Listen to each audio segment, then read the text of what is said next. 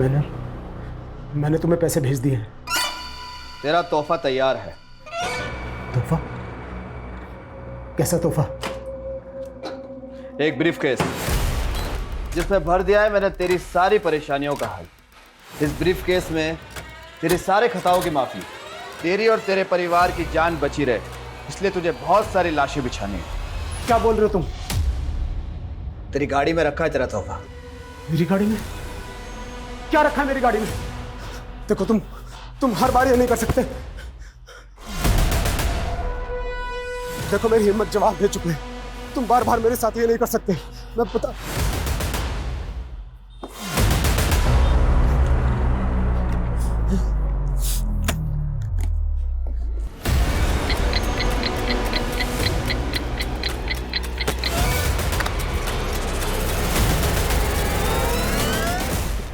क्या क्या है ये? तुम्हारा तोहफा। इस ब्रीफकेस के 2 लॉक हैं। इस लॉक को दोनों को एक साथ खोलते ही तुम्हारा टाइमर चालू हो जाएगा, जो कि 2 मिनट का है। 120 सेकंड। 120 सेकंड बाद टिक टिक टिक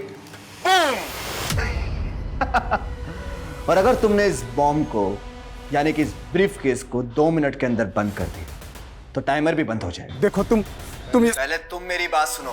जल्दी से जाकर इस ब्रीफकेस को किसी भीड़-भाड़ वाले इलाके में रख दो, वरना देखो तुमने अब तक जो कुछ भी काम मैंने किया है, लेकिन प्लीज मैं ये नहीं कर पाऊंगा, बिल्कुल नहीं। नहीं करेगा तो तेरी खूबसूरत बीवी और कमसिन बेटी का क्या हाल होगा। 5 घंटे, सिर्फ 5 घंटे हैं तेरे पास। अगर 5 बजे तक धमाके की खबर नहीं मिली तो वरना। Hello hello hello.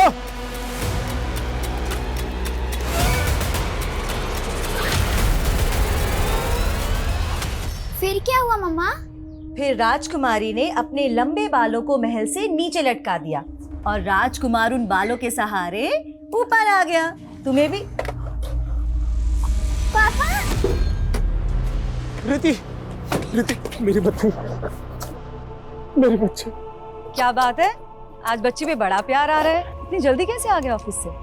हाँ वो तुम लोगों से मिलने का दिल किया तो चला है, पता नहीं फिर कभी मिलना हो। कैसी बातें कर रहे हो? सब ठीक तो है? वाह पापा, हमने नया ब्रीफकेस लिया है। इसमें कुछ सरप्राइज है क्या मेरे लिए? रीति! रीति! रीति! छोड़ो उसे! समझ में नहीं आता है क्या? ऐसे बिना पूछे नहीं उठाते। इतना गुस्सा क्यों कर रहे हो? बच्ची ने ब्रीफकेस उठा लिया तो ऐसे बात करोगे उससे?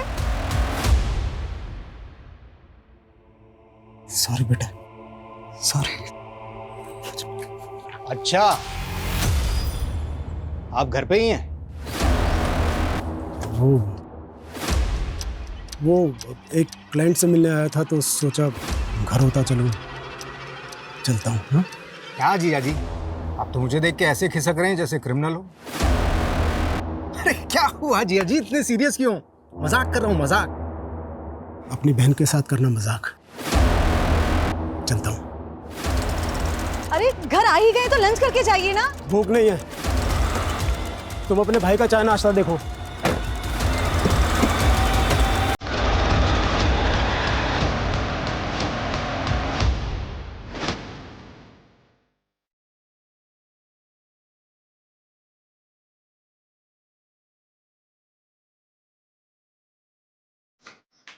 ये लीजिए आपकी चाय। साहब आपकी गरम चाय।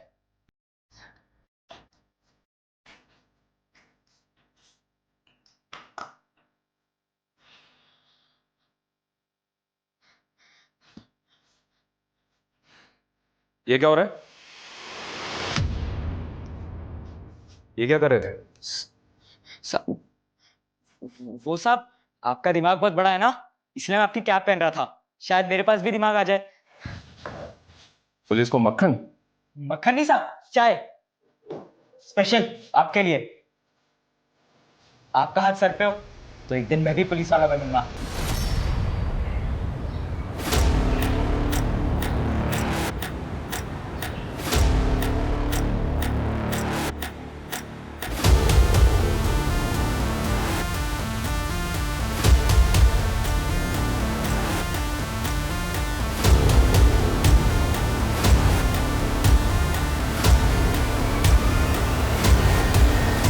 इस ब्रीफकेस के 2 लॉक हैं।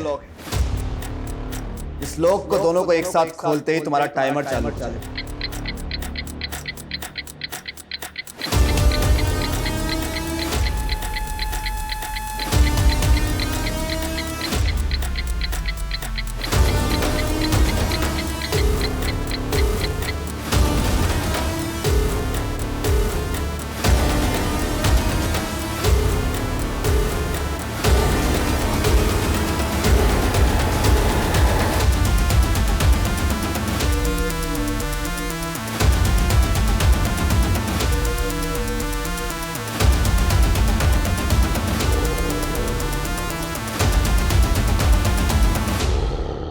अरे ऐसे कैसे गुम हो गया?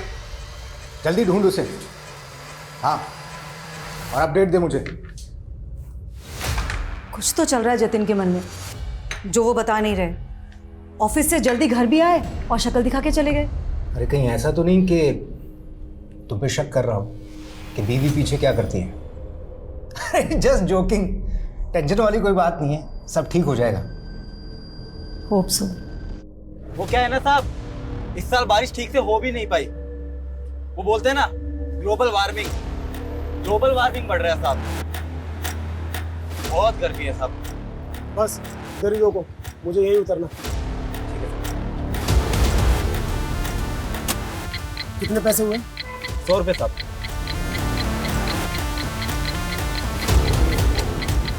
ये रखो। अरे साहब,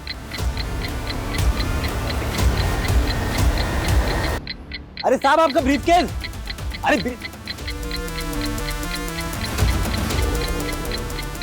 अरे साहब आपका ब्रीफकेस तो लेके जाओ। अरे साहब, देख के कौन चल सके के? सॉरी साहब अजीब आदमी हो, इतना महंगा ब्रीफकेस आपने ऑटो में छोड़ दिया। इसमें कुछ गड़बड़ तो नहीं? अरे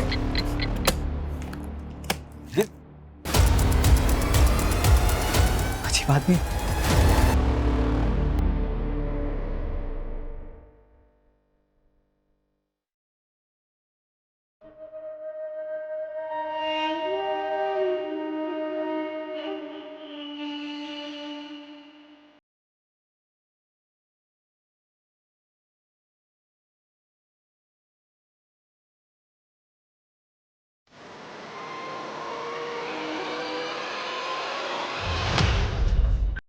कहीं ऐसा तो नहीं कि मन्ना ने आपको रिश्वत दी और आपने उसे निकलने दिया? ये आप क्या बोल रहे हैं सर? मेरे पास तो सिर्फ डंडा था, मन्ना तमंचा रखता है साहब, वो मुझे शूट भी कर सकता था। मैं तो बहुत डर गया था साहब। बस यही तो प्रॉब्लम है यादव जी। आप जैसे कई पुलिस वाले इस मन्ना जैसे गुंडों से डरते हैं या फिर पैसा लेके उसको जाने का रास्ता देते हैं। हम पुलिस इधर आ। वहां खड़े खड़े हमारी बातें सुन रहे हैं? हाँ, चाय दे और निकल यहां से।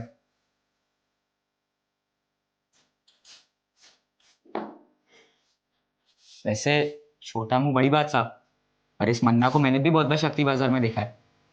बहुत रोब है इसका। वहाँ सब दुकान वाले से सलाम ठोकते और हफ्ता भी देते, पर पता नहीं क्यों पुलिस इससे डरती है। साहब अगर मैं मन्ना को पकड़वाऊं तो आप मुझे पुलिस में ले लोगे? एक मिनट, यहाँ पे मजाक चल रहा है क्या? चाय रख दी, अभी निकल यहां से, चल।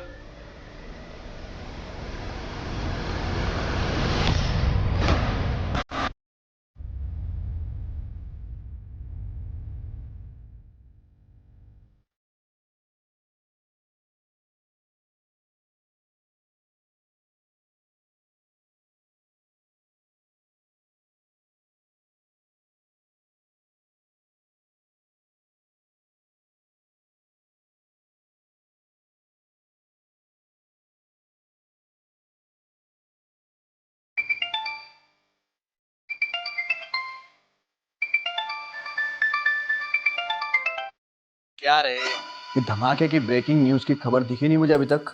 मैं बेकसूर लोगों को नहीं मार सकता। मैं क्या मैं कलानगर थाने के सामने खड़ा है तो बड़ा चौड़ा हो रहा है तू। सुबह से मेरा शूटर तेरा पीछा कर रहा है। अगर एक एक कदम और तूने आगे बढ़ाया तो तुझे गोली मार देगा। और तेरे मरने के बाद तेरी बीवी मेरी रखेल और बेटी धंधे वाली। और सुन, मेरा एक आदमी तेरे घर पे भी है। नहीं नहीं नहीं नहीं, नहीं।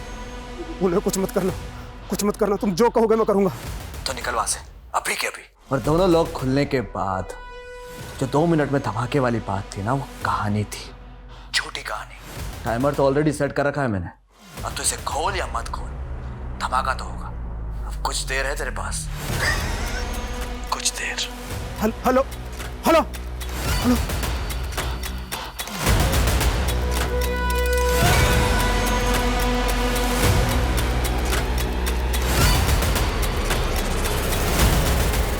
ए, रुक। कहाँ भाग रहा है सामान रख के? क्या इसमें? कुछ नहीं है। अरे रुक, चल बता मेरे को क्या है इसमें? सर सर सर इसके पास मत जाइए, सर इसके पास मत जाइए। खोल इसको। सर इसमें बम है।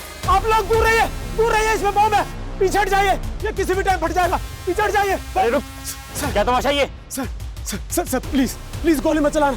ये कभी भी फट जाएगा। इसमें बम है। क्या हो रहा है ये? सर हाँ सर आप दूर हटिए, इसमें बम है।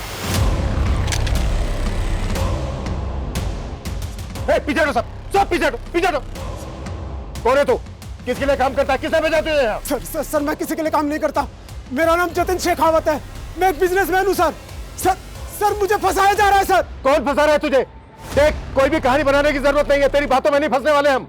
ये बता, अब तक कितने ब्लास्ट किए तूने?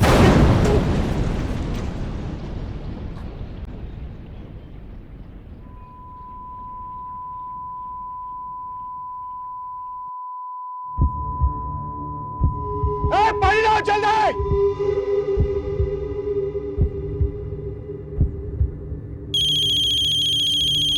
चीटिंग। हेलो, क्या?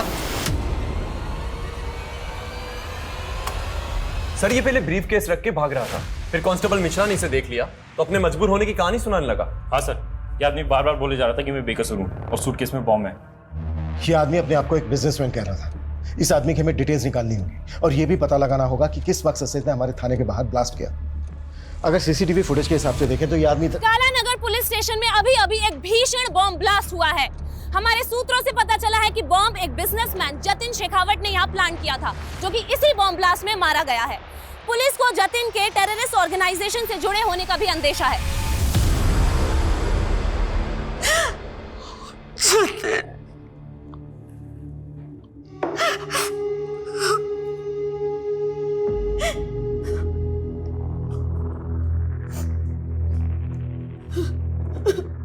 किस टेरर ग्रुप के लिए काम करता था तुम्हारा पति? सर क्या बोल रहे हैं आप? मेरे जीजा जी एक रेप्यूटेड बिजनेसमैन थे। जरूर उनको किसी ने फंसाने की कोशिश की। बॉम्ब लेकर आया था वो यहाँ। देखो, हमसे कुछ भी छुपाया ना तो। सर मैं खुद एक पुलिस वाला हूँ, यकीन मानिए हम कुछ नहीं छुपा रहे हैं। तो यहाँ बॉम्ब लेकर क्यों आया था? बस इसे बदनाम मत कीजिए मेरे पति को। वो तो पहले से ही बहुत परेशान लग रहे थे। ब्रीफकेस वो उस वक्त उनके पास था। मुझे तभी लगा था कि कुछ तो है जो वो हमें बता नहीं पा रहे। तो वो एक्सप्लोजिव घर से लेकर आया था? नहीं सर, वो तो तब ऑफिस से आए थे, लेकिन मैं... ऑफिस हो या घर, सब चेक होगा। और अगर हमें बाद में पता चला ना कि तुम अपने पति और तुम अपने जीजा को बचाने की कोशिश कर रहे हो, तो तुम दोनों को भी बख्शा नहीं जाएगा।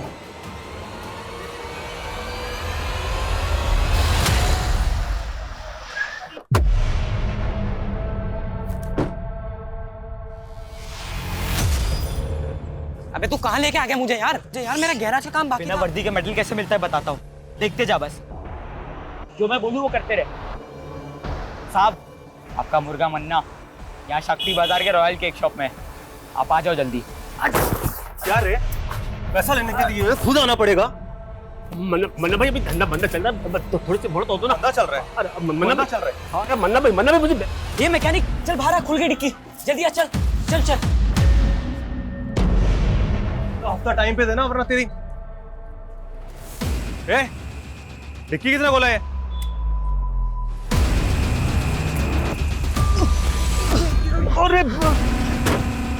अरे डर मत, इधर आजा, शेर पिंजरे में बंद है। साहब, आपको मैंने ही कॉल किया था। आइए, आपका मुर्गा मन्ना यहाँ डिक्की में बंद है। मजाक कर रहे हैं क्या? तूने मन्ना को बंद किया डिक्की में? हाँ साहब। डिक्की खोलो।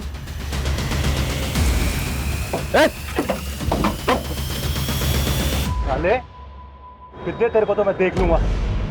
गाड़ी में डालो इसे। चुपचाप बैठ। Good job. थैंक यू साहब। अब तो आप मानते ना कि मैं पुलिस वाला बन सकता हूँ। पुलिस वाले को तो पता नहीं, पर मेरा खबरी बन गया है तू। सच्ची? तो साहब, आप जल्दी जल्दी बताओ, अभी आगे क्या काम करना है ताकि मैं खबरी से पुलिस वाला बन जाऊं। इसी तरह अच्छा काम करता रहे। सर जतिन सर का बहुत ही क्लीन इंपोर्ट और एक्सपोर्ट का बिजनेस है सर, वो गलत नहीं हो सकते सर। ये इंपोर्ट एक्सपोर्ट का बिजनेस तो सिर्फ दिखावा है। यहाँ और क्या क्या होता है हम सब पता लगा लेंगे। जाके फाइल चेक करो उधर। आप बेवजह शक कर रहे हैं साहब। मैं खुद यहाँ 5 साल से काम करता हूँ, आप जैसा सोच रहे हैं वैसा कुछ नहीं है। लेकिन सर, जब सुबह जतिन सर अचानक से यहाँ से निकले तो मुझे भी थोड़ा सा अजीब लगा था। और सर, फ़ोन पे किसी से तो झगड़ रहे थे, हो सकता है किसी ने फंसाया उनको सर। कौन फंसाएगा उसे? सब इतना तो आइडिया नहीं है सर, लेकिन सर वो जो लड़की थी निवेदिता, वो पहले यहीं काम किया करती थी और तकरीबन 6 महीने पहले उसने सुसाइड कर लिया था। उस सुसाइड से इस ब्लास्ट का क्या कनेक्शन है? सर, सुसाइड करने के बाद निवेदिता का बॉयफ्रेंड यहाँ आया था, शकील। निवेदिता! छोड़ो मुझे! सर निवेदिता कहाँ है? छोड़ो मुझे! निवेदिता! छोड़ो मुझे!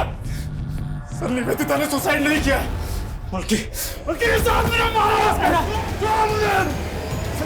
पकड़ा है। लेकिन सर, उसके बाद प्रूव हो गया था कि निवेदिता ने सुसाइड ही किया था। लेकिन उसने सुसाइड क्यों किया? सर, मुझे कैसे पता होगा? जब वो यहाँ काम किया करती थी तो कभी टाइम पे नहीं आई, और हफ्ते में 3-4 बार तो हाफ डे में निकल जाती थी। सर, पता नहीं क्या करती थी ऐसा। और जब सर जतिन सर ने उसको नौकरी से निकालने की धमकी दी तो उसने उल्टा जतिन सर पर ही मोलेस्टेशन का केस लगा दिया था। सर, बहुत अजीब लड़की थी। जतिन के घर उसके ऑफिस से कुछ भी सस्पिशियस नहीं मिला, लेकिन ब्लास्ट में जो बारूद का इस्तेमाल किया गया है वो माइंस ब्लास्ट में इस्तेमाल किया जाता है। पता करो उसके कॉन्ट्रैक्ट में कौन कौन ऐसे लोग थे जो इस तरह की बारूद का उसके लिए बंदोबस्त कर सकते। जी सर। सर, हमें जतिन का फोन मिला है। फोन तो पूरी तरह से डैमेज हो चुका है, लेकिन सर इसमें 2 सिम स्लॉट्स हैं। उनमें से एक स्लॉट में उसकी सिम है जो उसका बिजनेस नंबर था। हमने उसके CDR भी निकाले सर। ब्लास्ट वाले दिन एक नंबर से लगातार उसे कॉल्स आ रहे थे। सर, ऐसा लग रहा है जैसे कि कोई उसे इंस्ट्रक्शन दे रहा हो। अगर जतिन का इंटेंशन ब्लास्ट करने का होता तो अपना बिजनेस नंबर इस्तेमाल क्यों करता? वो बार बार कह रहा था कि उसको मजबूर किया जा रहा है, मजबूर किया जा रहा है। क्या जतिन वाकई में सच बोल रहा था? लेकिन सर, कोई टेररिस्ट ग्रुप किसी अनजान आदमी से बॉम्ब प्लांट करवाए, ये पॉसिबल है? लेकिन हम टेरर एंगल को रूल आउट नहीं कर सकते। शायद जतिन का स्लीपर सेल की तरह इस्तेमाल किया गया हो। Sleeper cell? वो क्या होता है सर? ये स्लीपर सेल एक तरह से उग्रवादी ही होते हैं जो आम लोगों के बीच में रहकर उग्रवादी गिरोह के लिए काम करते हैं। हमें पता चला है कि कमला नगर में एक ऐसा ही स्लीपर सेल पनप रहा है। कमला नगर? सर, वहां पे तो मेरी झोपड़ी है। जानता हूँ, तभी तो ये काम तो मैं दे रहा हूँ। उसे ढूंढोगे? आप ऑर्डर दो, क्या करना है? सर, आप ऐसे नाम जानकर किसी को भी उठा लोगे क्या? सर, मैं मानता हूं कि मैंने उस जतिन को मारने की धमकी दी थी क्योंकि उसने मेरी गर्लफ्रेंड के साथ। लेकिन निवेदिता ने जो जतिन पर मोलेस्टेशन का चार्ज लगाया था वो साबित तो नहीं हुआ। हाँ सर, लेकिन निवेदिता के साथ शोषण जरूर हुआ था और उस जतिन की वजह से उसने पहले भी। क्या कर रही हो तुम? छोड़ो मुझे, मर जाना चाहती हूँ मैं। वो मुझे मोलेस्ट करता है और पुलिस वाले मुझे जलील करते हैं। कहते मैंने झूठा केस किया है। सर, जतिन ने अपने पैसे और पावर के बल पे अपने आप को बचा लिया था और उसका साला भी तो पुलिस में है। SI विनोद? हाँ, जानते हैं उसको, वो देख रहा था ये केस। हाँ सर। सर, आपको नहीं लगता है कि उसने अपने जीजा को बचाया होगा? वो हम देख लें, लेकिन पहले तू ये बता, तेरे किसी भी आईडी में तेरे बाप का नाम नहीं है। आया कहाँ से तू? सर, मैं अनाथ हूँ, कानपुर के एक अनाथालय में पला पड़ा। आप चाहे तो पता कर सकते हैं। और निवेदिता? हमें पता चला है उसका अंतिम संस्कार भी तूने किया है। उसकी फैमिली? निवेदिता भी मेरी तरह अकेली और बेसहारा थी और इसी का फायदा उठाकर उस जतिन ने उसे अपना शिकार बनाया।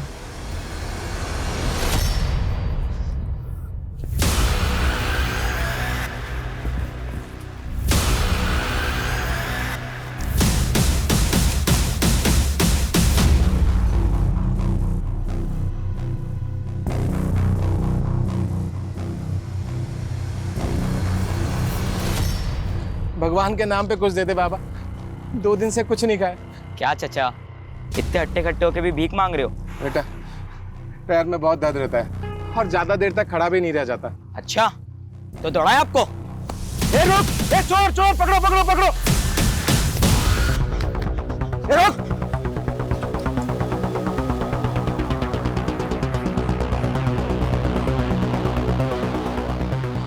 साहब, आपका खबरी वो जमुना नगर के पास जो चौराहा है ना, वहां पे आ जाओ। पक्की खबर है साहब, जल्दी आ जाओ। शाना बनता है? छोड़ो, पुलिस को फोन करना है। छोड़ो। ए रुक, रुक।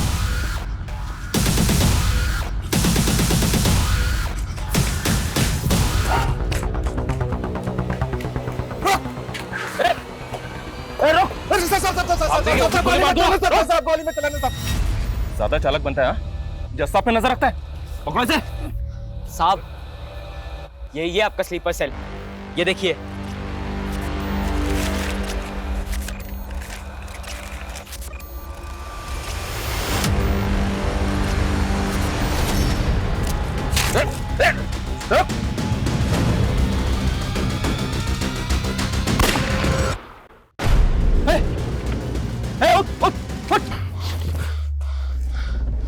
इसको मरना नहीं चाहिए था, इससे पता करना था कि ये किसके लिए काम करता था।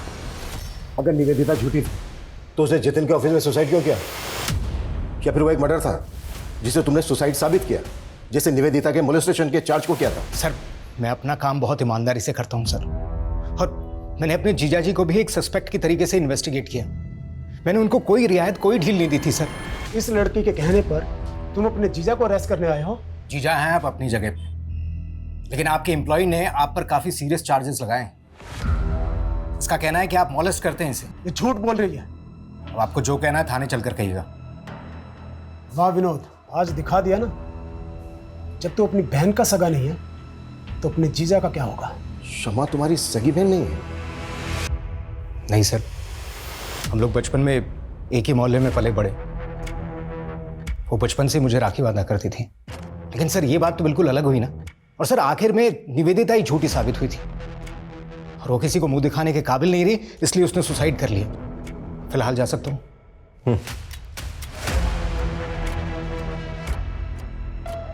सूरज।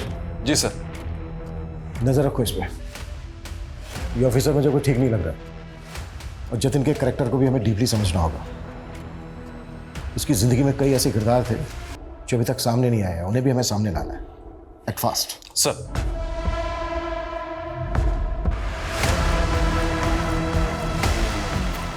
सुबह सुबह क्या मुंह लटका के बैठे हुए हैं आप, और दाढ़ी भी नहीं बनाई अभी तक। आइए पहले नाश्ता कर लीजिए, फिर। भूख नहीं है मुझे। बिना खाए कहाँ जा रहे हैं आप? जानू में जा रहा हूँ। सुनिए तो।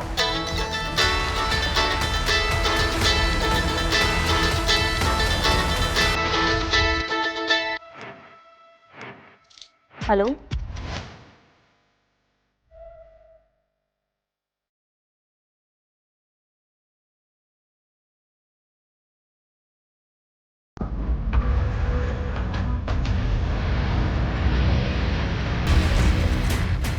सर, मैंने जतिन का बैंक अकाउंट चेक किया तो एक बात बड़ी अजीब लगी।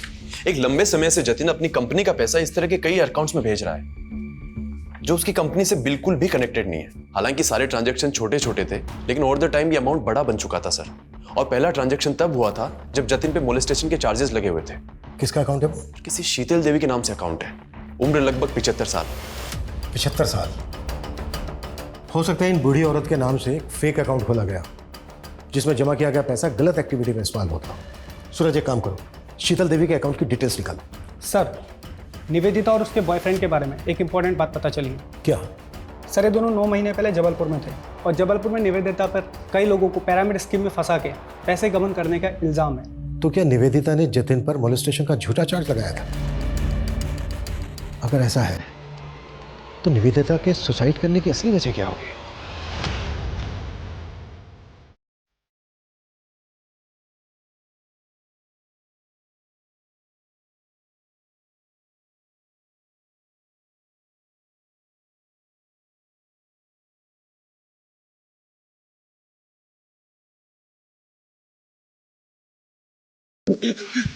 अभी वक्त है, बोलते हैं सर जी। सर सर मेरा इस पिरामिड स्कीम से कोई लेना देना नहीं है सर। मैं तो बल्कि सर निवेदिता का भी इससे कोई लेना देना नहीं था। उसे तो लगता था कि वो एक फाइनेंस कंपनी में काम कर रही है, और जब एक दिन वो अपने ऑफिस गई और वहाँ पर उसने ताला और अपने इर्द गिर्द गुस्साए लोगों को देखा तो सर उसे कुछ समझ नहीं आया, वो डर गई थी। जब तक उसे सब चीज़ समझ में आई तब तक बहुत देर हो गई थी सर। मौका दिया था मैंने तुझे सच बोलने का। सर मैंने सच बोला सर। जब तक ये सच ना बोले ना तो साले को।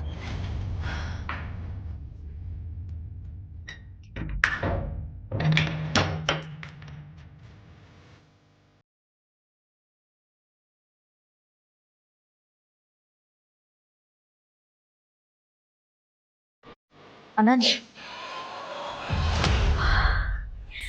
तुमने मुझे डरा दिया था। यहाँ क्यों सो रहे? खाना भी नहीं खाया तुमने? तुम्हारा ही इंतजार कर रहा था। बहुत लेट कर दिया आज। वो आज काम थोड़ा ज़्यादा था। I am sorry. सब मेरी ही गलती है। अगर मैंने उन चीटर्स के साथ में पार्टनरशिप नहीं की होती तो शायद आज मेरा ये। अनंत, दिल छोटा मत करो, सब ठीक हो जाएगा। मैं हूं ना तुम्हारे साथ। तुम फिर से कर पाओगे, मुझे पता है। मुझे नहीं लगता कि मैं वो सब फिर से दोहरा पाऊंगा।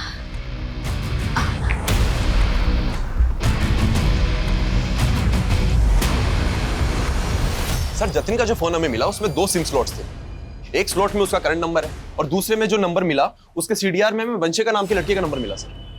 वो नंबर अभी बंद है, लेकिन अक्सर वो उसको रात को कॉल किया करता था। तो तुम्हें लग रहा है कि जतिन का वंशिका के साथ अफेयर होगा? लेकिन सर जब वंशिका का सीडीआर निकाला तो उसमें जतिन की वाइफ शमा का नंबर भी मिला। आपने हमें यह भी नहीं बताया कि जतिन दूसरा फोन नंबर भी इस्तेमाल करता था। कौन सा नंबर सर? जो उनके दूसरे नंबर के बारे में कुछ भी नहीं पता। वंशिका के बारे में तो पता होगा, आप कॉल भी करती थी उसे। वंशिका? हाँ, जतिन की एक दोस्त थी। जतिन ने ही कभी मेरे फ़ोन से कॉल किया होगा उसे। जतिन की मौत के बाद वंशिका मिलने आई आपसे? कॉल किया उसने आपको? तो फिर ऐसी कैसी दोस्ती थी? और अब तो फ़ोन भी बंद है उसका। सर मुझे इसके बारे में कुछ भी नहीं पता। ज़रूरत पड़ी तो दोबारा मिलेंगे।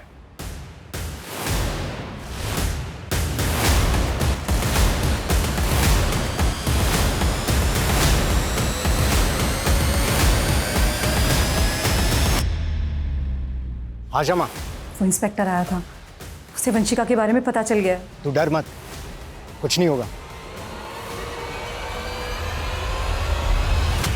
सर ये वही शीतल देवी है जिनके अकाउंट में जतिन लगातार पैसे भेजता रहता था। बैंक वालों का कहना है कि इनका एड्रेस बिजनौर का है, लेकिन काफी टाइम से ये वहां नहीं रह रही। मुझे अभी भी डाउट है कि इस अकाउंट को शीतल देवी ऑपरेट कर रही है या फिर कोई और। सर मैं बाकी डिटेल्स निकलवाता हूँ। सर वंशिका आपसे खुद मिलने आई है। सर आप लोग मेरे पुराने एड्रेस पे गए थे। मेरे एक नेबर से पता चला कि आप लोग मुझे ढूंढ रहे हैं, इसलिए मैं यहाँ पे। आपने अचानक अपना घर बदल लिया, फोन नंबर भी बंद कर दिया, क्यों ऐसा? मैं वहां से जाना नहीं चाहती थी, मुझे मजबूर किया गया। किसने मजबूर किया? जतिन के साथ क्या रिश्ता था तुम्हारा? इतने कॉल्स क्यों होते थे तुम दोनों के बीच? सर मैं जतिन को लाइक करने लगी थी, लेकिन वो मेरी मजबूरी का फायदा उठाकर मेरा शोषण कर रहा था। जतिन एक बॉम्ब ब्लास्ट में इन्वॉल्व था। इस गलतफहमी में मत रहना कि तुम्हारी कोई भी कहानी चल जाएगी। नहीं सर मैं सच बोल रही हूँ। सर मैंने कुछ नहीं किया, इस बारे में मैं कुछ नहीं जानती। सर जतिन ने मेरा वीडियो बनाया और मुझे तब तक इस्तेमाल किया जब तक वो मुझसे बोर नहीं हो गया।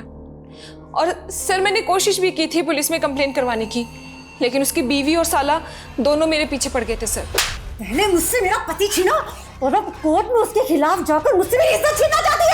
देखिए आप लोग। देख लड़की, जो कुछ हुआ उसे भूल जा। मैं खुद पुलिस हूँ, केस करने से कोई फायदा नहीं होगा। सर मैं बहुत डर गई थी, इसलिए मैंने वो जगह ही छोड़ दी और अपना नंबर बंद करके मैं दिल्ली चली गई। फिलहाल तुम जा सकती हो, जरूरत पड़ी तो फिर बुलाएंगे।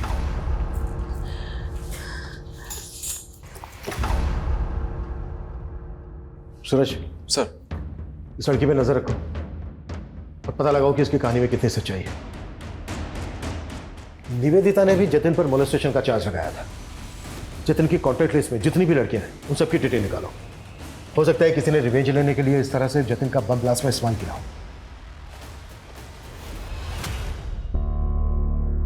हौसला रखो उस्मान, हम भले ही केस हार गए लेकिन तुम हिम्मत मत हारो, मैं पूरी जान लगा दूंगा। कैसे हार ना मानूं? मैं उस्मान हूं तो मैं झूठा हो गया? हर बार हमारी जमात के साथ नाइंसाफी होती है। मेरी आंखों के सामने मेरे बेटे को मार दिया। मैंने उसके गुनहगार को अपनी आंखों से देखा और मेरा ही बयान पलट दिया। ये इंसाफ? उस्मान भाई देखो, मैंने तुम्हारा केस पूरी तरीके से पक्का बनाने की कोशिश की थी, लेकिन क्या पक्का केस? आपने तो कहा था कि सारे सबूत उसके खिलाफ, सब बेकार हो गए। इतना नाउम्मीद मत हो उस्मान, हम अभी भी हाई कोर्ट जा सकते हैं। अब हाई कोर्ट हो या सुप्रीम कोर्ट, जब तक उस नेता को फांसी के फंदे पर नहीं चढ़ा देता तब तक मैं चैन से बैठने वाला नहीं। ये पोस्टर हर जगह लगा दो, कोई भी जगह छूटनी नहीं चाहिए। इस बार जीत हमारे मनोज भैया की। और बाहुबली, तैयारी कैसे चल रही है? राम राम मनोज भैया, कृपा है आपकी। जाओ अपना काम करो। मनोज भैया हमारी तैयारी तो बहुत जोर शोरों से चल रही है, लेकिन ये आपके जो कारनामे है ना, कहीं आप कोई हवा ना कर दे। क्या बक रहा है तू? आप टेंशन मत लो, आप ना चुनाव की तैयारी करो। हमें ना आपका पत्ता साफ नहीं होने देंगे। आप मेरे जीजा के कातिल को तो पकड़ नहीं पा रहे, उल्टा आप हमें परेशान कर रहे हैं। मैं जतिन के कातिलों से ही तो बात कर रहा हूँ। ऐसा ही विनोद, तू और तेरी ये बहन कुछ भी बोल रहे हैं आप। जतिन का असली चरित्र हमारे सामने आ गया है। जतिन लड़कियों को अपनी हवस का शिकार बनाता। निवेदिता, वंशिका, गीता, स्वीटी, बहुत लंबी लिस्ट है। वो लड़कियों के साथ खिलवाड़ करता और तू बचाता उसको, और उसकी आदतों से बाद में तुम दोनों इतना तंग आ गए कि तुम लोगों ने सोचा कि उसी को हटा देते हैं रास्ते से। क्या कहना चाहते हैं आप कि हमने फोर्स किया उन्हें बॉम्ब रखने के लिए? पर वंशिका को पुलिस कंप्लेंट फाइल ना करने के लिए तो फोर्स किया था ना तुम दोनों ने। देखिए सर, मैं मानती हूँ कि मेरे पति रंगीन मिजाज के थे, पर सर इन सब बातों को बॉम्ब ब्लास्ट से जोड़कर आप बहुत बड़ी भूल कर रहे हैं। हम क्या कर रहे हैं ये हम अच्छी तरह से जानते हैं। तुम दोनों ये बताओ, शीतल देवी कौन है? कौन? शीतल देवी। हम नहीं जानते किसी शीतल देवी को। देखिए सुल्तान भाई, आपके लिए और पार्टी के लिए बहुत काम किया है मैंने। अब पार्टी ने फैसला करके आपको एमपी की दौड़ के लिए लगा दिया और यह एमएलए का टिकट मनोज भाई को दे दिया। मनोज भाई ने आपकी सारी मेहनत पे पानी फेर दी, सब मेहनत खराब कर दी।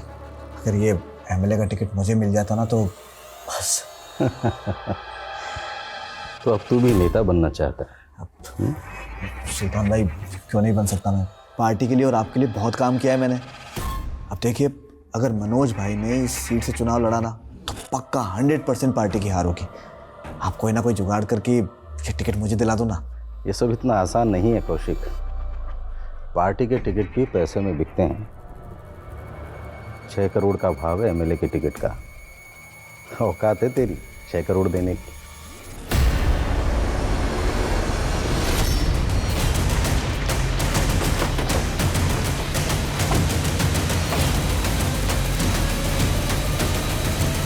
पीछे चलिए आप, पीछे चलिए। सर उस्मान का मर्डर सिर्फ इसलिए हुआ क्योंकि वो अपने बेटे आमिर के मर्डर का इंसाफ चाहता था, और आमिर का मर्डर इसलिए हुआ क्योंकि वो अपनी जमात के लिए एक राजनीतिक संगठन बना रहा था। उसका हत्यारा आने वाला चुनाव लड़ रहा है, उस्मान उसे अंदर करवाना चाहता था, और इस पूरे कांड में एक पुलिस वाला उसे घुमा रहा था। मुझे शक है कि इस पुलिस वाले की बात कर रहे हैं आप? SI Mangal.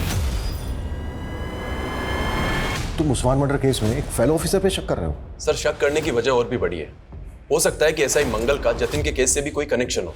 What? Ji sir, Nivedita का एसआई मंगल के साथ में कनेक्शन था। जब निवेदिता का साथ एसआई विनोद ने नहीं दिया तो वो एसआई मंगल के पास चली गई, और उस्मान के बेटे की मौत की जांच भी एसआई मंगल ही कर रहे थे। सर एक और बात, ये राशि का है। कुछ टाइम पहले इसका रेप और मर्डर हुआ था। मर्डर के पहले ये और इसका पति एसआई मंगल के पास गए थे किसी सिद्धार्थ कनन नाम के आदमी के खिलाफ धोखाधड़ी का मामला दर्ज करवाने। लेकिन इस राशिका का इस सबसे क्या कनेक्शन है? सर इस राशिका के ऊपर एमएलए मनोज ने हनी ट्रैप का मामला भी दर्ज कराया था, और सर इसके बाद राशिका का रेप और मर्डर भी हो गया था, और सर इस केस की इन्वेस्टिगेशन एसआई मंगल ही कर रहा था। सर मुझे तो ये भी लगता है जतिन का मर्डर जिस टेररिस्ट ग्रुप ने किया था, कहीं ना कहीं एसआई मंगल का उनसे हाथ मिला हुआ था। लेकिन सबसे पहले हमें एसआई मंगल के खिलाफ सबूत इकट्ठा करने होंगे, लेकिन ध्यान से और संभल कर। एसआई मंगल को इस बात की भनक तक नहीं लगनी चाहिए कि हम इस केस को इन्वेस्टिगेट कर रहे हैं।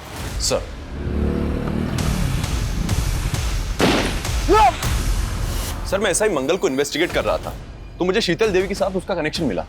एसआई मंगल का शीतल देवी के साथ कनेक्शन? जी सर, एसआई मंगल के साथ में एक अनुज नाम का कांस्टेबल काम किया करता था।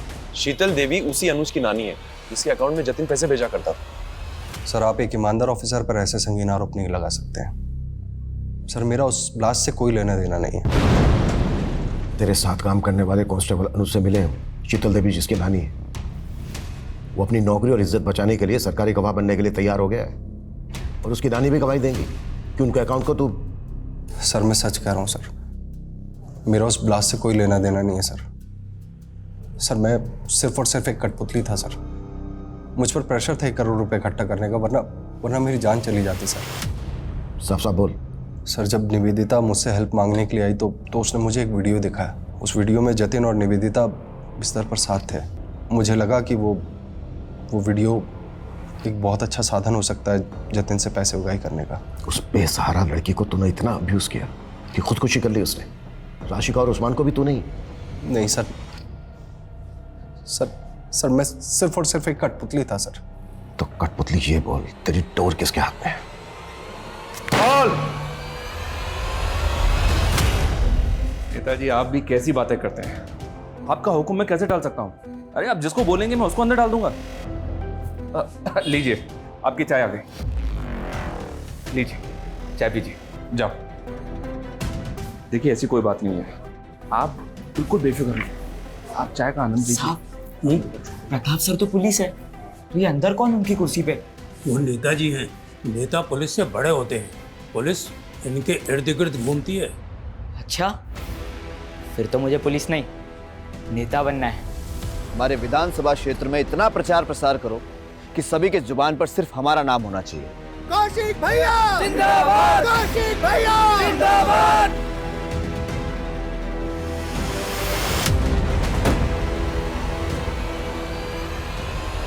सर एसआई मंगल ने जिस कौशिक तिवारी का नाम बताया है वो बचपन में पुलिस का इन्फॉर्मर था। देखते ही देखते पॉलिटिशियन सुल्तान का दिल भी उस पर आ चुका था। उसके सर पर सुल्तान का हाथ है। एमएलए का टिकट भी उसको सुल्तान नहीं दिलवाया सर। अभी कुछ टाइम पहले उस पर अटैक हुआ था जिससे पब्लिक की सिंपैथी उसके साथ हो गई। सर उस पर हाथ डालना आसान नहीं है। जानता हूं थोड़ा मुश्किल है, लेकिन मैंने डीसीपी सर से बात की है। अगर हमारे पास उसके खिलाफ स्ट्रॉन्ग एविडेंस है तो उसका अरेस्ट वारंट हमें जरूर मिलेगा। ऐसा ही मंगल और अनुज के स्टेटमेंट पे आप लोगों को वारंट मिला है, लेकिन आप लोग मेरे खिलाफ अदालत में कुछ प्रूव नहीं कर पाएंगे।